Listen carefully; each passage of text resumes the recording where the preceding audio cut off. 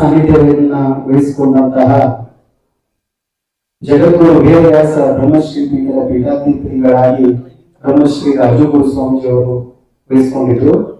ಅದೇ ರೀತಿಯಲ್ಲಿ ಇವತ್ತಿನ ದಿನ ಅತಿ ಹಿಂದುಳಿದ ವರ್ಗಗಳಿಗೆ ನ್ಯಾಯ ಕೊಡಿಸಲೇಬೇಕು ಎಂದು ದೃಢವಾಗಿ ಸಂಕಲ್ಪ ಮಾಡಿದಂತಹ ಶ್ರೀಯುತ ಡಿ.ಕೆ. ಮೋಹನ್ ಕುಮಾರ್ ಅವರಿಗೆ ನಾವು ತುಂಬಿರುವುದರ ಅಭಿನಂದನೆ ಸಲ್ಲಿಸ್ತಾ ಇದ್ದೀವಿ. ಅದೇ ಅವರು ಇವತ್ತಿನ ದಿನ ಬಿಹಾರದಲ್ಲಿ ಪಕ್ಷವನ್ನ ಸ್ಥಾಪನೆ ಮಾಡಿ ಭಾರತ ದೇಶದಾದ್ಯಂತ ಇರುವಂತಹ ನಮ್ಮ ಮೀನುವರ ಸಮಾಜ ಅಂದ್ರೆ ನಾನು ಹುಟ್ಟಿದಂತಹ ಗಂಗಾಪುತ್ರ ಸಮಾಜವನ್ನ ಪ್ರತಿನಿಧಿಸಿ ಇವತ್ತು ಕರ್ನಾಟಕ ರಾಜ್ಯದಲ್ಲಿ ಆ ಪಕ್ಷವನ್ನ ತಂದಿದ್ದಾರೆ. ನಮ್ಮ ಜಗದ್ಗುರು ವೇದವ್ಯಾಸ ಪೀಠ कर्नाटक विकास इंसान पार्टी के पेपर लीक हो रहा है और पेपर स्टूडेंट को एग्जाम दिलाने के लिए सेना का उपयोग किया जा रहा है। तो मुझे लगता है कि हमारा देश बहुत बड़ा है और ये प्रयोग इनको नहीं करना चाहिए और उसके बावजूद भी सभी दल बैठ के डिसीजन लेना चाहिए। हमारे देश के हित में हमें निर्णय लेने की आवश्यकता है। श्री राजगुरु स्वामी नम्मೊಂದಿಗೆ ಉಪಸ್ಥಿತರಿದ್ದಾರೆ. ಅದೇ ರೀತಿ ಕೋಲಿ ಸಮಾಜದ ಮುಖಂಡರು ಗುಲ್ಬರ್ಗ ವಿಭಾಗದ ಸಮಾಜ ಚಿಂತಕರು ಆದಂತ ಶ್ರೀ ಶಾಂತಪ್ಪ ಕೋಳಿ ಅವರು ಕೂಡ ನಮ್ಮೊಂದಿಗೆ ಉಪಸ್ಥಿತರಿದ್ದಾರೆ. ಅದೇ ರೀತಿ ನಮ್ಮ ಮೈಸೂರು ಬೆಂಗಳೂರು ವಿಭಾಗದಲ್ಲಿ ಶ್ರೀ ರಾಮಲಿಂಗೇಶ್ವರ ಪೀಠದ ಪೀಠಾಧ್ಯಕ್ಷರಾಗಿ ಕೋಟಿ ಜನ ಇದ್ದೀವಿ. ನಾವೇ ಅಧಿಕಾರ ಹಿಡಿಯುವಂತ ಒಂದು ಸಕಾಲ ಬಂದೇ ಬರುತ್ತೆ. ಅದಕ್ಕೆ ಈ ಒಂದು ಬಿಜೆಪಿ ಪಕ್ಷ ಒಂದು ದೊಡ್ಡ ವೇದಿಕೆ ಆಗುತ್ತೆ ಅಂತ ಹೇಳಿ ಹೇಳಲಿಕ್ಕೆ ಇಷ್ಟಪಡ್ತೀನಿ. ಇವತ್ತು ಕರ್ನಾಟಕ ರಾಜ್ಯದಲ್ಲಿ ಜೋಗಿ ಜನಾಂಗ ಆಗಿರ್ಬೋದು, ಅಂದಿ ಜೋಗಿ ಇರ್ಬೋದು, ಸನ್ಯಾಸಿ ಇರ್ಬೋದು, ಬುಡುಬುಡುಗಿ ಇರ್ಬೋದು, ಜಂಗಮರು ಇರ್ಬೋದು, ಇವರೆಲ್ಲ ವಿಧಾನಸೌಧಕ್ಕೆ ಬರಬೇಕು ಅನ್ನೋ ಆಸೆಯಿಂದ, ಇವರೆಲ್ಲರೂ ಅಧಿಕಾರದ ಒಂದು ರುಚಿ ನೋಡಿ ಅನ್ನೋ ಆಸೆಯಿಂದ ನಾವು ಇವತ್ತು ಈ ಪಾರ್ಟಿನ ಹುಟ್ಟಾಕಿದ್ದೀವಿ. ಇದು ಇಡೀ ನಮ್ಮ ಕರ್ನಾಟಕ ರಾಜ್ಯದಲ್ಲೇ ಅಲ್ಲ. आज मुझे काफ़ी खुशी प्राप्त हो रहा है कि कर्नाटक का प्रदेश में आज वीआईपी पार्टी का लॉन्च हुआ। बी.के. मोहन जी के नेतृत्व में हमने पार्टी को लॉन्च किया है।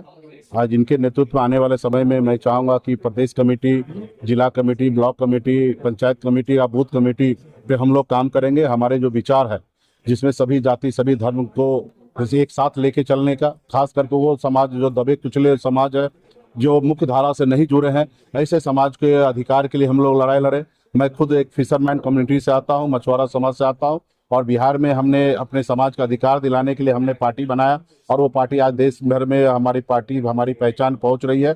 और निषाद समाज जो पूरे भारत में 312 नामों से जाने जाते हैं, कहीं बिंद, कहीं सहनी, कहीं केवट, कहीं गंगापुत्र, कहीं कोली, अलग अलग नामों से जाने जाते हैं। उनके अधिकार के लिए हम लोग लड़ाई लड़ेंगे, क्योंकि देश में कहीं निषाद समाज जो है एससी में है, कहीं एसटी में है, कहीं ओबीसी में है, लेकिन मेरा मानना है कि देश एक है, संविधान एक है, देश के प्रधानमंत्री एक है, तो इस समाज के साथ अन्याय नहीं होना चाहिए। इनको हर जगह पे एससी का आरक्षण मिलना चाहिए और इस लड़ाई को हम लोग बिहार में लड़ाई लड़ रहे हैं। और आने वाले समय में दिल्ली में हमारी अपनी आने वाले समय में पकड़ हो, इसके लिए अलग अलग प्रदेश में हम अपनी संगठन को खड़ा कर रहे हैं, ताकि ज़्यादा से ज़्यादा भविष्य में हमारे सांसद जीत के जाएं, ताकि दिल्ली में जब जो भी सरकार हो निश्चित तौर पे आने वाले समय में निषाद समुदाय, फिशरमैन समाज को उनके उचित जो आरक्षण का लाभ है वो आने वाले समय में दे। पार्टी को एक ही जाति और एक धर्म का नहीं होता, पार्टी जो है वो हमेशा सभी जाति सभी वर्ग सभी धर्म के लोगों के लिए होता है और पार्टी किसी एक व्यक्ति के लिए नहीं काम करता, सभी वर्ग के लिए काम करते। तो आने वाले समय में हमारी पार्टी का,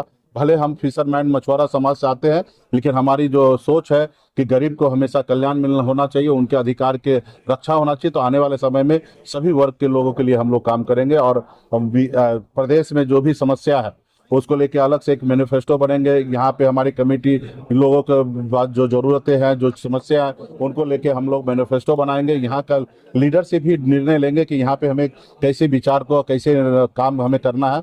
और सेंट्रल लीडर का एक ही सोच होता है कि गरीब लोगों का हमेशा कल्याण हो, तो उसको लेके हम लोग आज प्रदेश में काम करेंगे। ಇವತ್ತು ನಾವು ವಿಐಪಿ ಪಕ್ಷನ ಅತಿ ಹಿಂದುಳಿದ ಮತ್ತು ಆದಿವಾಸಿ ಅಲೆಮಾರಿ ಜನಾಂಗಗಳ ಉದ್ಧಾರಕ್ಕೋಸ್ಕರ ಕಲ್ಯಾಣಕ್ಕೋಸ್ಕರ ನಾವು ತಗೊಂಡ್ಬಂದಿದ್ದೀವಿ. ನಾವು ಗಂಗಾಪುತ್ರರು, ಅಂಬಿಗರು. ನಾವು ಇವತ್ತು ನಮ್ಮ ನೇತಾಜಿ ಹೇಳಿದಾಗೆ ಇಡೀ ದೇಶದಲ್ಲಿ 22 ಕೋಟಿ ಜನ ಇದ್ದೀವಿ. ಕರ್ನಾಟಕದಲ್ಲಿ 24 ಡಿಸ್ಟಿಕ್ ಅಲ್ಲಿ ನಾವಿದ್ದೀವಿ, 115 ತಾಲೂಕಲ್ಲಿ ನಾವು ಪ್ರಬಲರಾಗಿದ್ದೀವಿ. ಅದರಲ್ಲಿ 70ರಿಂದ 75 ಕ್ಷೇತ್ರಗಳಲ್ಲಿ ನಾವು ಸ್ವತಂತ್ರವಾಗಿ ಸ್ಪರ್ಧೆ ಮಾಡ್ಬೋದು, ಯಾರನ್ನಾದ್ರೂ ಗೆಲ್ಲಿಸ್ಬೋದು, ಯಾರನ್ನಾದ್ರೂ ಸೋಲಿಸೋ ಕೆಪಾಸಿಟಿ ನಮಗಿದೆ. ಅದರ ರಾಜಕೀಯವಾಗಿ ನಮಗೆ, ಶೈಕ್ಷಣಿಕವಾಗಿ, ಆರ್ಥಿಕವಾಗಿ, ಸಾಮಾಜಿಕವಾಗಿ ನಮಗೆ ಶೂನ್ಯ ಸಿಕ್ಕಿದೆ ಇಲ್ಲಿಂದ 3 ಪಕ್ಷಗಳಿಂದ. ಅದಕ್ಕೋಸ್ಕರ ಯಾರು ನಮ್ಮ ಸಮಾಜದ ಒಬ್ಬರಿಗೆ ಏನೋ ಮೂಗಿಗೆ ತುಪ್ಪ ಸುರಿದಂಗೆ ಒಬ್ಬರಿಗೆ ಯಾರಿಗೋ ಒಂದು ಅಧಿಕಾರ ಕೊಟ್ಟು ನಿಮ್ಮ ಸಮಾಜಕ್ಕೆ ಮಾಡಿದೀವಿ ಅಂತ ಹೇಳ್ತಾರೆ. ನಾವು ಕೇಳ್ತಾ ಇರೋದು ನಮ್ಮ ಸಮಾಜ ಎಷ್ಟಿದೆ, ನಮ್ಮ ಸಮಾಜಕ್ಕೆ ಅದಕ್ಕೆ ಅನುಗುಣವಾಗಿ, ನಮ್ಮ ಪಾಪ್ಯುಲೇಷನ್ ಅನುಗುಣವಾಗಿ ನಮ್ಗೆ ಅಧಿಕಾರ ಬೇಕು. ಅದ್ರ ಜೊತೆನಲ್ಲಿ ನಮ್ಗೆ ST ಬೇಕು.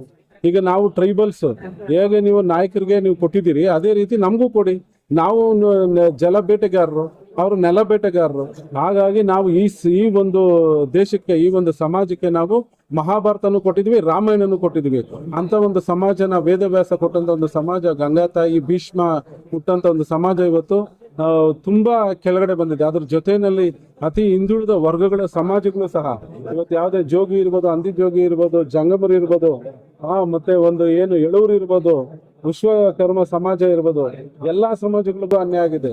ಆದ್ರಿಂದ ನಾವು ಈ ಪಕ್ಷ ತಂದಿದ್ವಿ. ನಾಳೆ ಈ ಒಂದು ಪಕ್ಷದ ಸಿಂಬಲ್ ಇಂದ, ಈ ಒಂದು ಪಕ್ಷದ ವೇದಿಕೆಯಿಂದ ಅನೇಕ ಹಿಂದುಳಿದ ವರ್ಗಗಳ ಜನಕ್ಕೆ ಅಧಿಕಾರ ಕೊಡುವಂತ ದೊಡ್ಡ ಧ್ವನಿ ಆಗುತ್ತೆ ಅಂತೇಳಿ ನಾನು ಇಲ್ಲಿ ಹೇಳಕ್ಕೆ ಮಾತಾಡ್ಬೇಕು. ಈಗ ನಾವು ನಮ್ಮ ಶಕ್ತಿ ಇಲ್ಲ ಕಡೆ ಎಲ್ಲ ನಾನು 224 ಕ್ಷೇತ್ರದಲ್ಲಿ ಆಗ್ತೀನಿ, ಅದೆಲ್ಲ ಇಲ್ಲ.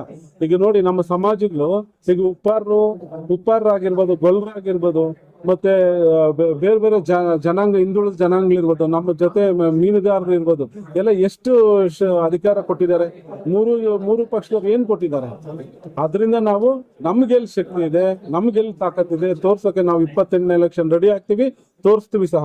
ಯಾವುದೇ ಒಂದು ಪಕ್ಷ ಸರ್ಕಾರ ರಚನೆ ಮಾಡ್ಬೇಕಂದ್ರೆ VIP ಇಲ್ದಿರ ಆಗಲ್ಲ ಅಂತೇಳಿ ಈ ಪತ್ರಿಕಾ